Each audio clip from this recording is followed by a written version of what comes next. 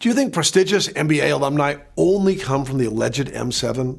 Well, a thoughtful look at business schools, beyond this artificial moniker, proves that this just isn't true. Let's start by taking a look at Duke Fuqua. Why? Well, Fuqua graduate Tim Cook, class of 1988, is running one of the most prestigious brands in the world, Apple. And it may be worth reminding you that he had huge shoes to fill. He succeeded none other than Steve Jobs, and by most accounts, Apple stock is up 20x since he assumed leadership in 2011. He seems to be doing a pretty good job. And if you think this is something of a quirk, that a member of Team Fuqua would be running one of the largest tech companies in the world, you're wrong. Apple COO Jeff Williams, class of 1998, is also a Fuqua grad. Who knows, it could be 2 Fuqua grads in a row topping Apple if Jeff is tapped to be its next leader, something already discussed. And we can keep it in the big tech family at Fuqua because Melinda Gates is a Fuqua grad, 1987, though these days she's known for her innovative philanthropy. When people think Duke, frequently they also think Tuck, 2 4-letter schools with great cultures.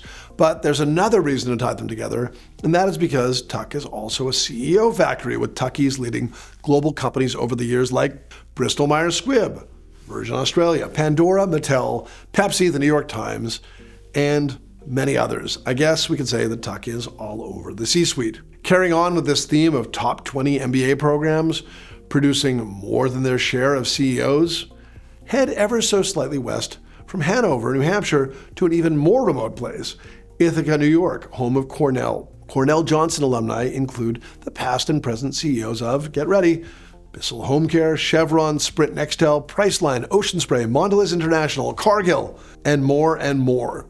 But you don't want to be the CEO of a Fortune 500 company? You want to start your own company?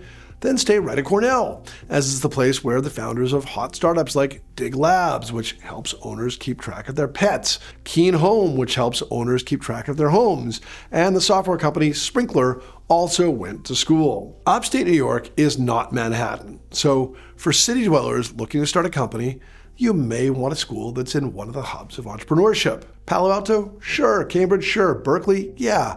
But maybe an overlooked hub in the MBA world is Austin, Texas. If you want to be at one of the most powerful startup hubs in the country and at a top MBA program, then your destination just might be the McCombs School of Business. Just over the last few years, startups have come streaming out of one of McCombs' many centers for entrepreneurship, including the Center of Healthcare Innovation, the Herb Keller Entrepreneurship Center, the John Brumley Texas Venture Labs, Kendra Scott's Women's Entrepreneurial Leadership Institute, and the Harkey Institute for Entrepreneurial Studies. The result is that Austin startups filled with McCombs grads, raised $3.8 billion in 2023 alone and $5.5 billion in 2022. Hard to beat that anywhere. The Yale School of Management is often erroneously associated with the nonprofit world, but the program does have a strong social orientation, and that extends into entrepreneurship. Alumni from Yale include Roger Brown, class of 1982, who founded the early education provider Bright Horizons before becoming